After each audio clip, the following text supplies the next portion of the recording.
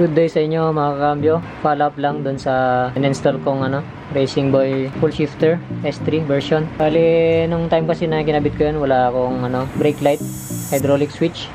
So ngayon meron na ako. Ayan, nabili ko ulit to kay Sir Rolando Villarde, seller online. Nakuha ko siya ng 500 pesos. So magkakabit ako ngayon ng brake light, hydraulic switch. Bali ito yung stock natin na manual switch. Ito siya. Ito naman yun sa Racing Boy. Meron siyang dalawang copper washer na kasama. Problema lang mga sir, magko-convert din dito kasi female yung socket niya. Then ang kailangan is male para may salpak dun sa lagayan ng switch connector. So ang gagawin natin, puputulin na lang natin tong sa stock, then i-connect natin dito, puputulin din natin yung sa RCB. Madali lang naman siya kasi 2 wires lang, hindi naman siya masira. So pagpapalitin lang natin sila ng socket from female to male kasi male ang kailangan natin. So gagamitin natin tong stock socket. Bumili na rin ako ng hose kasi papalitan ko yung hose ng aking reservoir kasi mukhang manipis yung nabili ko.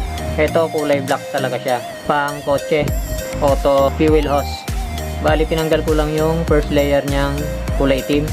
So bali ganito ang kinalabasan. Paano ko siya tinanggal? Ganito.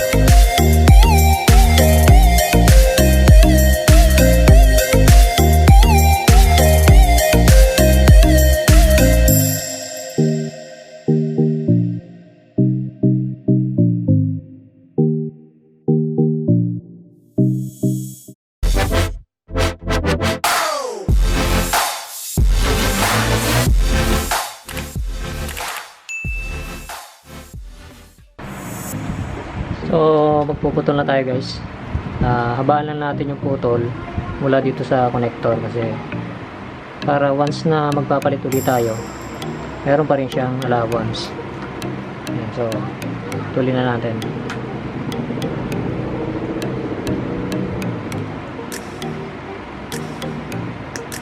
Ayan. Ayan, itabi lang natin yung stock switch pasakaling magamit pa natin. Kailangan din natin ng shrinking tube para mabalot natin na maayos yung mga idudugtong natin. Yan ang dito sa Racing Boy. Puputulin din natin. Kailangan may allowance din. Yan. Ayan, idudugtong natin to. Yung pure orange, dito rin siya sa pure black. Then yung stock na white with stripe black, dito rin siya sa green with stripe yellow. So pagtudugtungin na natin. Bago mo pala pagdugtungin, mag-abang ka na rin ng shrinking tube. Sukat mo lang siya kung gaano ka haba. Ayan siya.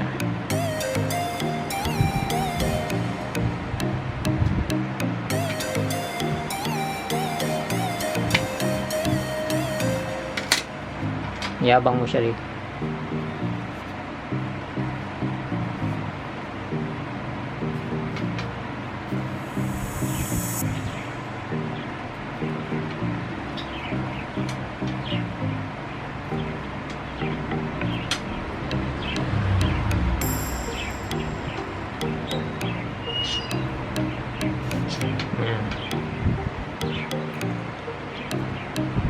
Then hihinang natin siya para mas maganda.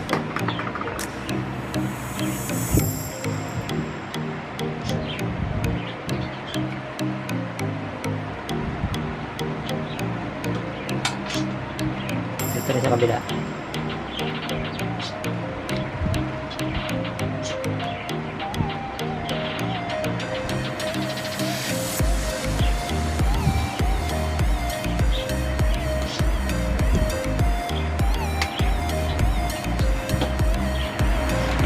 Ayan, maghihinang na tayo.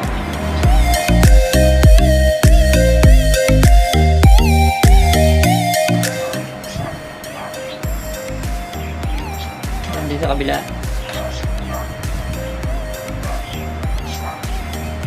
Para madali na lang pagdikitin.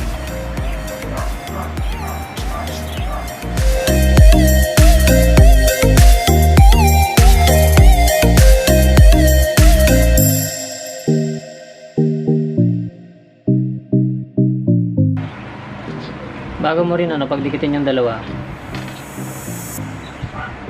maglagay ka na ng sinking tube na pang maliit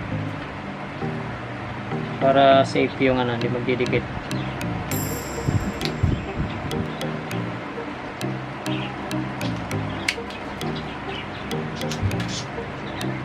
Iabang natin siya dito.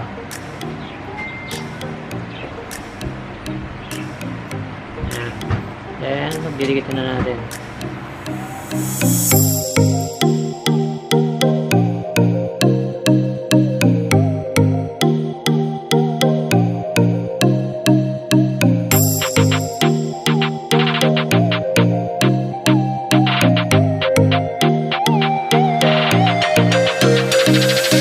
Ito na siya guys.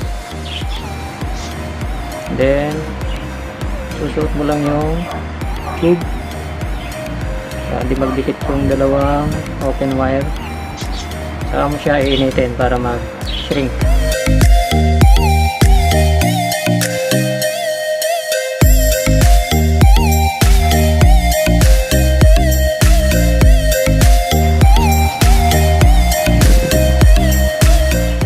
Ayan, okay na. Saka mo naman iusog yung inabang natin tube na isa.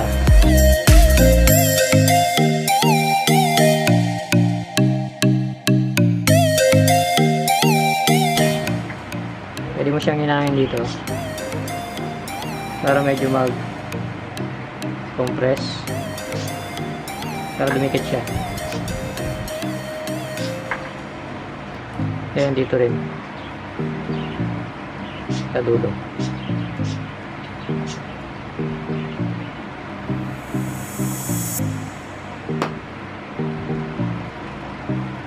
Ayan, so okay na tayo sa switch. Ayan, magkakabit na tayo. So ito na guys yung natin, hydraulic brake light switch na convert na rin natin. Bale yung socket nya dito natin siya pinagtanggalan din ng stock. Ayan, malinis naman siyang tignan, maayos yung pagkakagawa. Kakabit na natin yung brake light switch natin, hydraulic. So magdi-drain na naman. Usual yung trabaho na naman pag-drain. So hindi ko na explain maigi sa inyo kasi may previous vlog na ako ng mga pag-drain.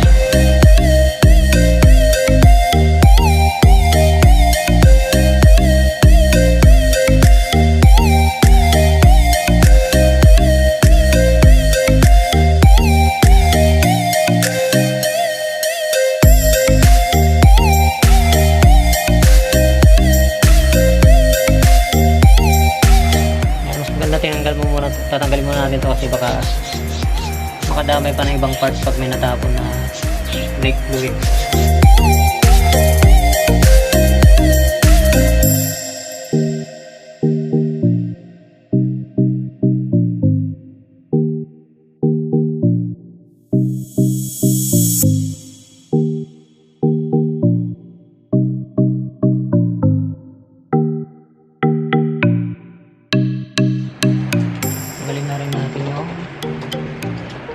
Palitang hose.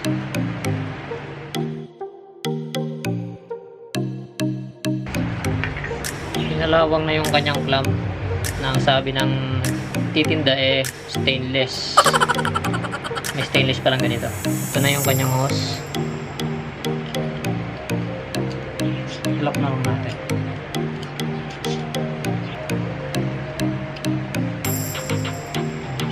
Balik na natin para kita naman maayos yung banjo board.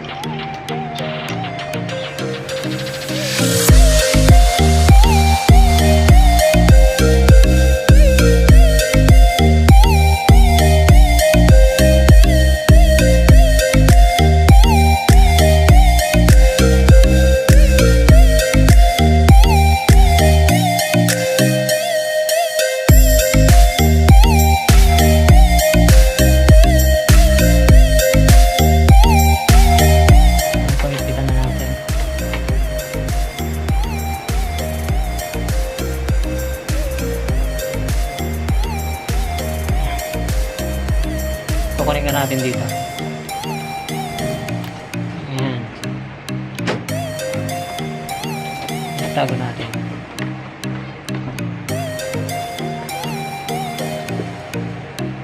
So ayan, ikabit na natin yung hydraulic switch. So mag-aano na naman ako, maglalagay na naman ng brake fluid para may testing na natin itong hydraulic kung gumagana.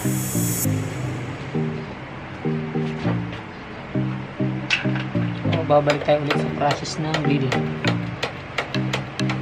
Hindi ko na tayo gaano i-explain sa inyo kasi meron ako sa previous vlog.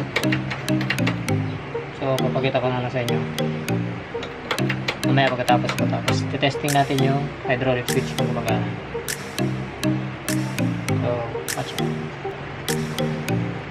So ayan guys, nakakuha na natin yung pag-bleed. Nagawa na natin. Ayan, so check na natin kung gumagana nga yung hydraulic switch natin. On natin yung ignition. Ignition on. And brake pedal. Yun, gumagana nga. Ayan.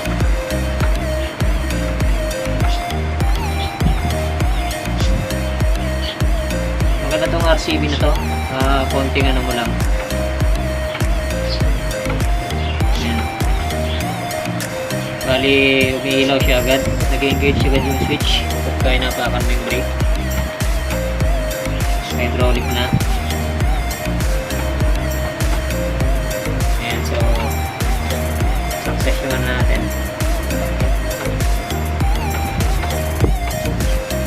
Yung hose natin, bago na rin. Hindi na siya ganun kanipis. For sure din na ito mag-moist kasi tested ko na rin itong hose na to. Ganito rin yung kinabit ko dun sa motor ng tropa ko, carb type. Ganitong klase din. Ayan, so I hope na nakatulong sa inyo itong video na to. Please like, subscribe, comment, and click the notification bell para sa mga videos pang aking gagawin. So, ride safe sa lahat.